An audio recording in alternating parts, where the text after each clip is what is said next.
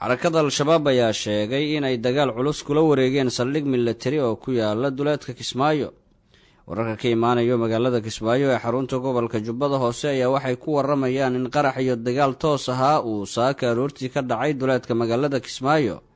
dagaalkan ayaa ku bilowday qarax ismiidaamin ah oo ka dhacay saldhig milatari oo ciidamada dowladda federaalka ah ee Soomaaliya iyo Jubbaland ay ku lahaayeen duleedka Kismaayo.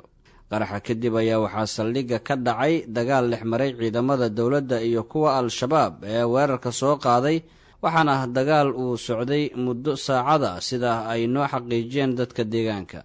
wararka ka soo baxay xarakada al-shabaab ayaa lagu sheegay in ciidamadooda ay dagaal kula wareegeen saaka aroortii saldhiggii ciidamada dowladda iyo Jubbaland ee duleedka Kismaayo, islamarkaana dagaalka lagu dilay ciidamo badan oo ka tirsanaa Jubbaland. ma jiro wax war ah oo ka soo baxay maamulka Jubbaland iyo taliska ciidamada xoogga dalka Soomaaliyeed ee looga hadlayo dagaalkan.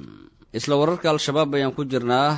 xarakada al-shabaab ayaa waxay sheegeen in ay weerar madaafiic loo adeegsaday ku qaaday markab sahay u siday ciidamada midowda Afrika AMISOM ee ku sugan Baraawe.